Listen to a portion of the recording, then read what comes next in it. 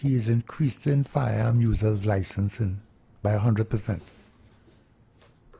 The license for the firearm? The license, right? When you have a legal firearm, Yeah. you have to pay a license. Right. So he has now increased that license by 100%. But what is more important, assault rifles that are licensed are now $1,000 on the range and $5,000 a year if you want to keep an assault rifle.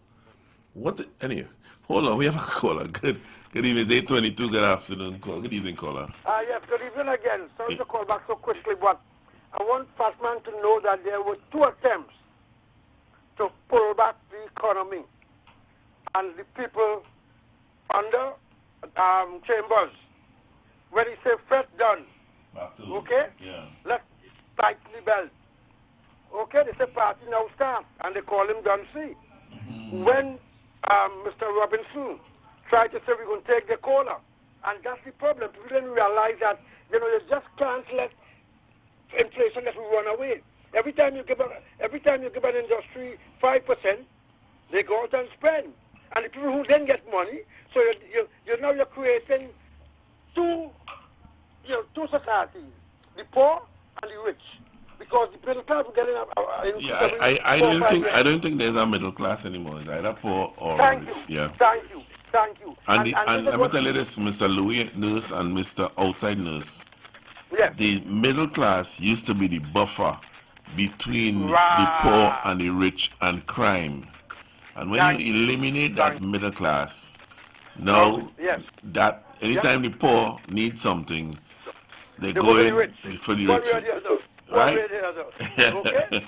And then you could go in again. That's why when you see them saying they're blaming the government for crime, hey, the government doesn't commit crime. The government tries to stop it.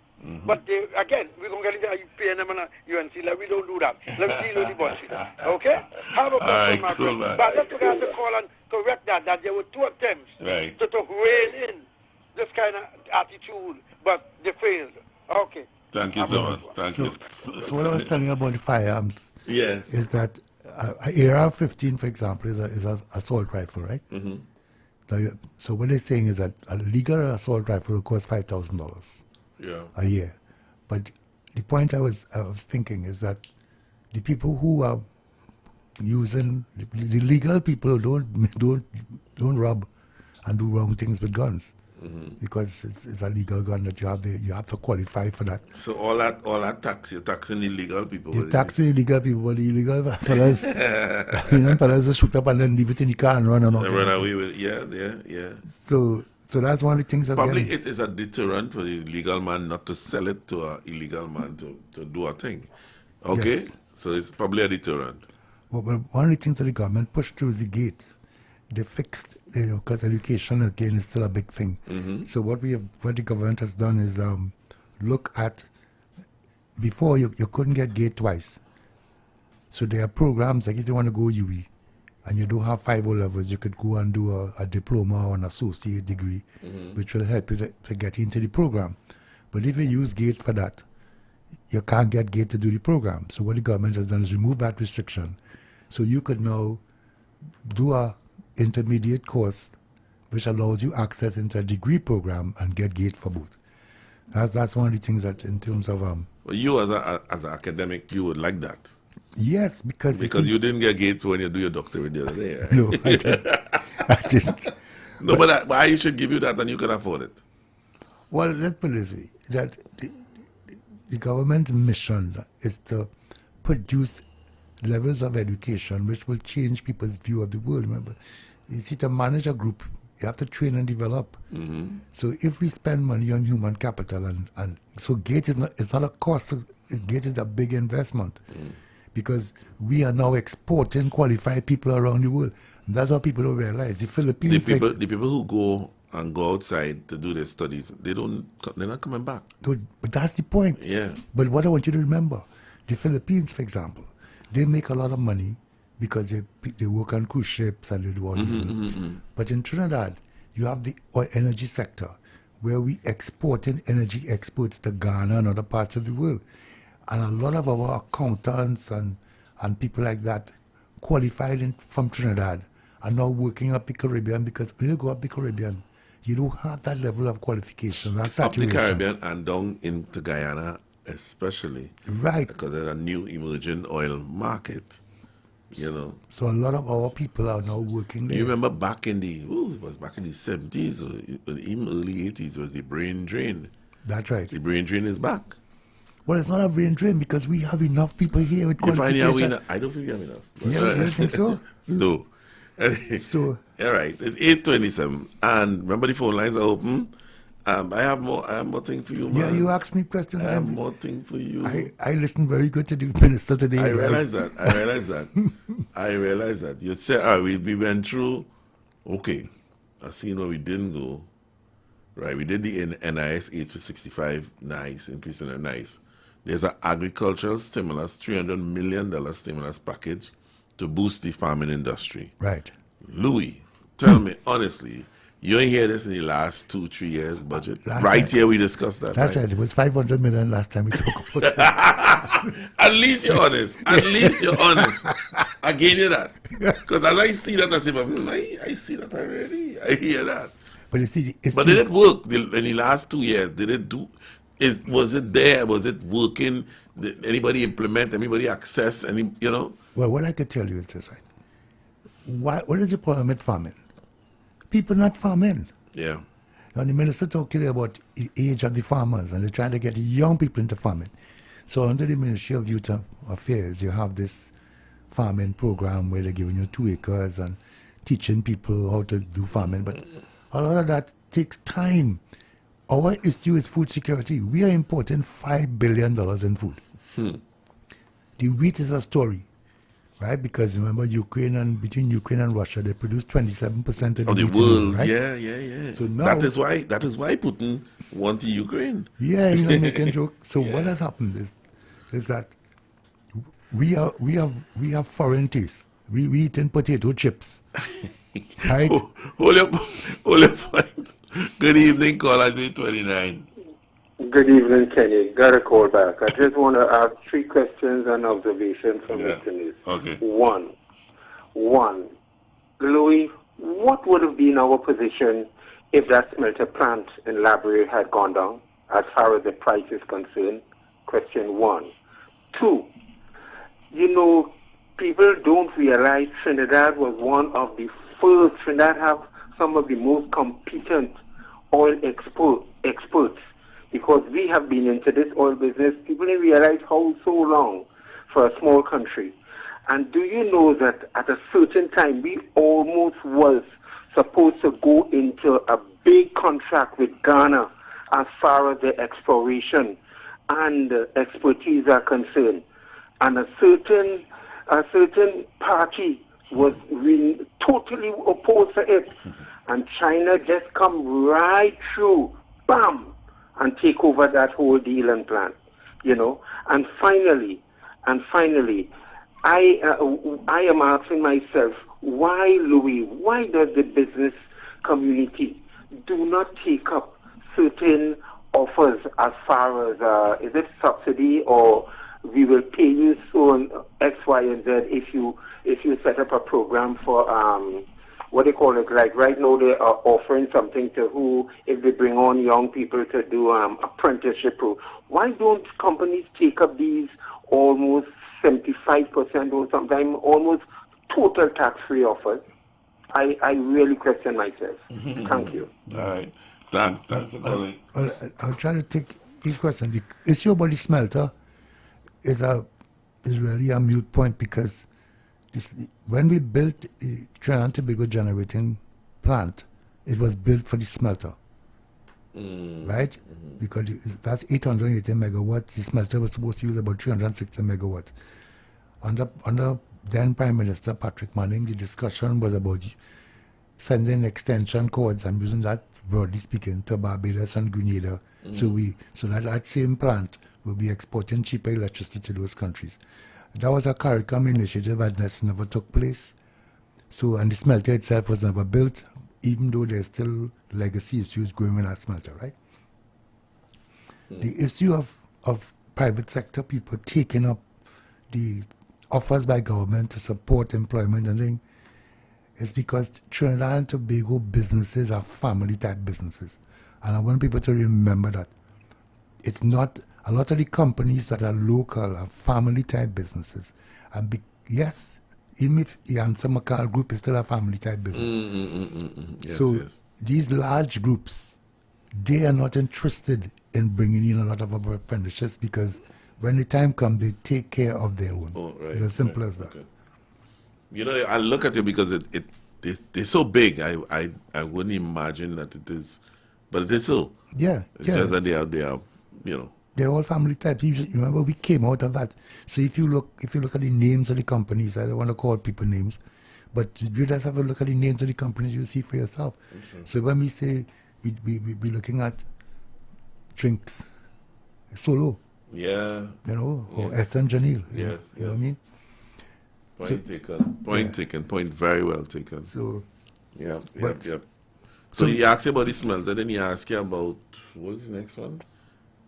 no, we talk about the subsidies and the smart car. Right, it's three questions. Well, I missed. I missed one. Yeah, we brain into so We missed so one. young as before. Anybody who could help us there. Sit for yourself, Kenny. I was speaking for us. No? You can't jump out now. So one of the things that the government has done is look at the issue of quarrying, right? Yeah. They have increased the penalties for quarrying and they want to be able to seize people's assets when they catch them quarrying, illegal quarrying. My only thing, people are saying, okay, like we partner call and say, it is a sweetheart budget, Yeah. right? My thing is, it might look like a sweetheart budget, but my thing is implementation, actual getting it done, doing what they say. The percentage of getting done on these budgets that we've been reviewing for the last 5 years, right here, every Monday, budget Monday night, percentage of getting it done is about 30%. Tell me if I'm wrong, Louis. Tell me if I'm right or wrong. Well, what I can tell you is there's an issue of implementation. I like how you defend. I can't put it I can't say 50%. You can't percentage. I can't put a percentage. I put 30% implementation. Yeah, because They can't reach 50 yet. look, I mean, I'm not trying to defend anybody, but the truth is, You're not? the problem with implementation is that implementation takes time. It's easy to speak something, but the next thing they get it done. So Point what taken. they have done here is this, right? All right, we have a caller. Caller, are you there? Hi, Louis. Just to say, the question was Ghana. Ghana, the president yes. came the year before and he signed an MOU. He came for emancipation celebration and signed an MOU one time. And government was ready to send up expertise and make a deal with setting up an oil industry in Ghana. And right now, China are reaping the benefits. Well, that's That was it. You need to remember that, Louis. We remember it. It's just that some people have vision and some don't. yeah. You know what I mean? You see, Hey, you go on. yeah, All right, go on. what happens is that I mean the Chinese are big investors in Trinidad. We talking about China and Ghana. Talk about China and Trinidad.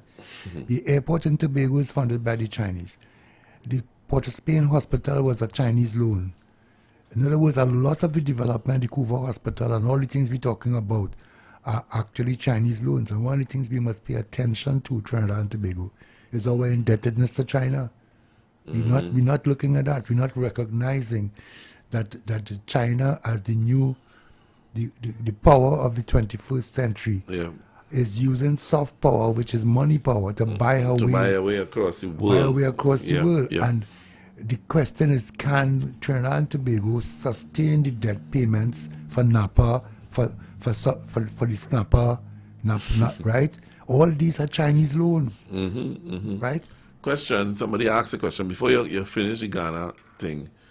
Good evening, Mr. Kenny. Was there in the budget that over 60 will now have to pay to travel on the ferry? You're paying $25 to travel on the ferry. That's So they correct. increase it from zero From to 0 to 25. 25? Yes, $25. All right. Because what happened on the ferry is that we were traveling free, but now we buy these new ferries, And you have to pay for it. and you have to pay for it, and we increase the cost to go to Tobago. But the ferry, They increase the cost to go to Tobago? yeah, $75. $75 for a regular seat and $150 for if you want to go in a Fancy. cabin. If you want to go in a cabin. So they have cabin. Okay. Wait. Go ahead. The actual cost to go to Tobago was what? The normal cost to go to Tobago. No, it only went up by $25. So Tobago, the ferry we're talking about, right? Yeah. The ferry used to be $50 Yes. for anybody, not senior citizen. I'm talking about No, average man. The average man was paying $50 to go to Tobago. Okay. I thought about 100. No, it's not 100 yet. No. All right. Okay. But now you're paying 75, 75. and the people who traveling free paying $25. Okay. Cool. Okay, cool. Yeah. But the thing is, you had to pay something. I don't understand.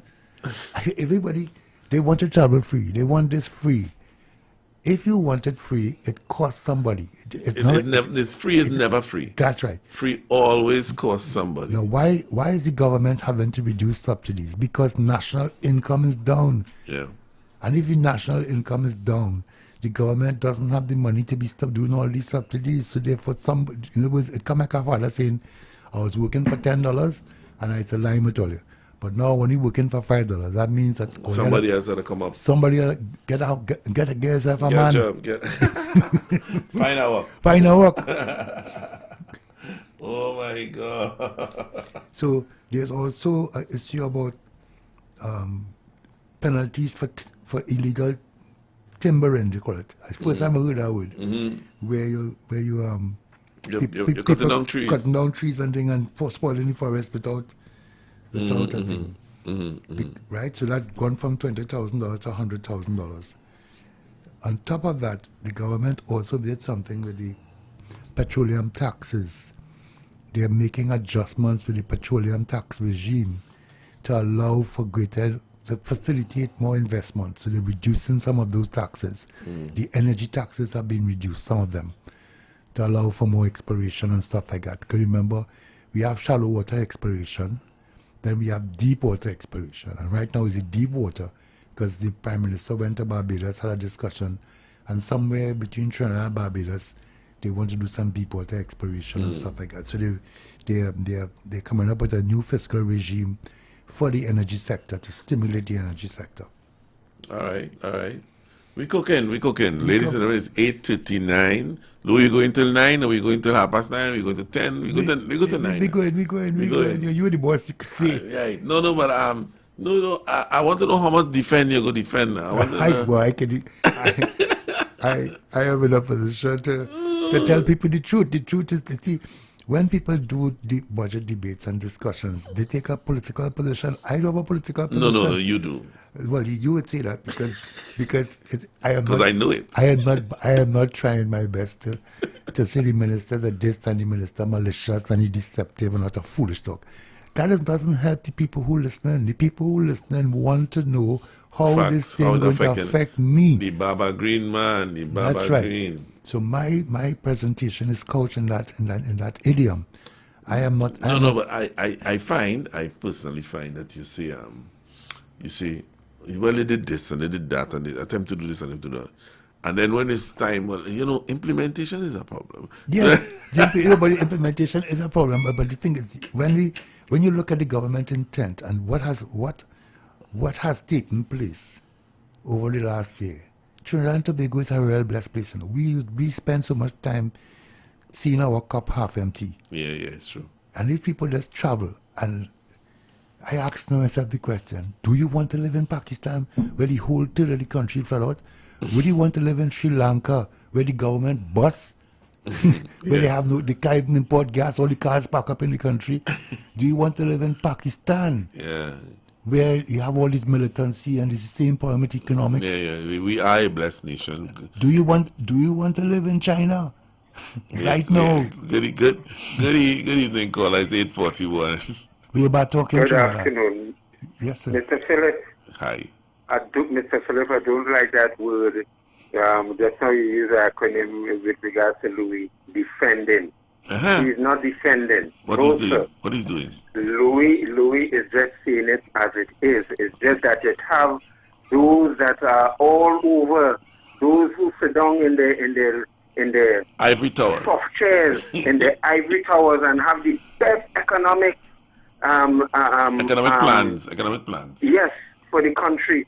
And every time, as Colin Imwood say, all those who were predicting this and that and go to the IMF and this and that, they don't even bring up the topic.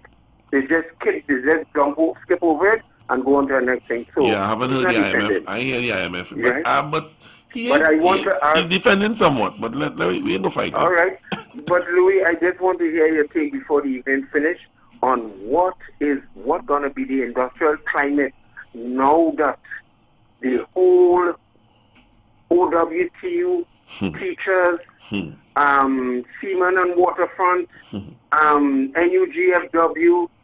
I want to know what going to be the industrial climate of TNT in the next 3 months, possibly leading up to local government elections. Yeah, I want you to get your take on that. It's not economics, but it's more or less politics. It is still economics. It's still economics. But it's based on an amalgamation or a marriage of both.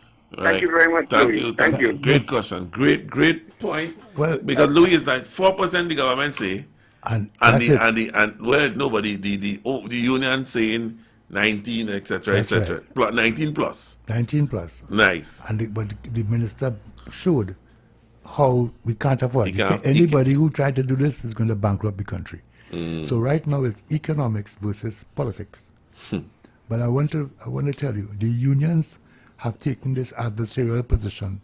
And I remember when I was going to St. Mary's College, I remember George Weeks and them was in the Woodford Square, and all them fellas get locked up, Because just Monday here, the government passed an injunction against the teachers' union. Yes, not Monday, Sunday? Sunday, and told them that this new essential service and what you're doing is illegal. It's illegal, you can't strike. You can't strike, and you cannot be disrupting the whole place under the guise of industrial relations. Yes. So what I want to remind people is that the government, not a political government, the government, there are laws under which industrial relations are supposed to take place.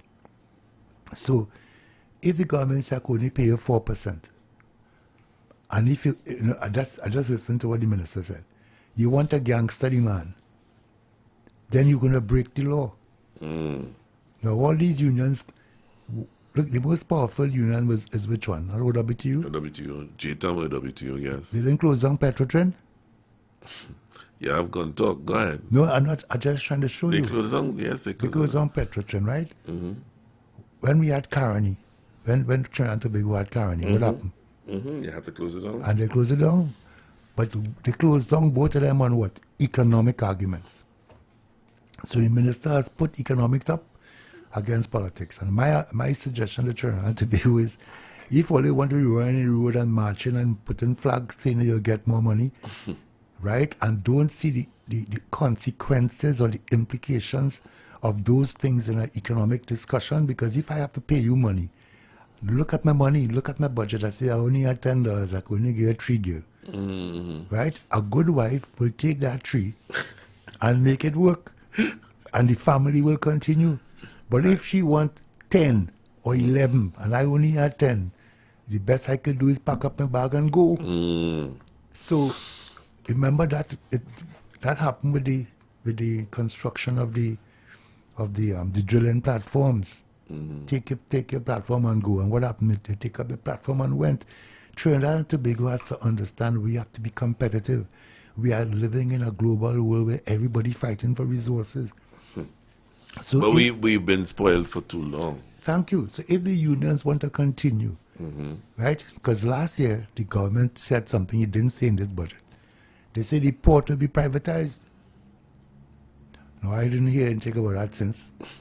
But so when you talk about Seaman and Waterfront, they and all have to watch yourself because they could wake up in the morning and have a new boss. A new boss who takes over the port. And have no union. And have no union because that's what happened with Caribbean Airlines. All right, but tell me something. I see taxation, 15% tax on oil, cereal, canned fish, curry, etc. from November the 1st.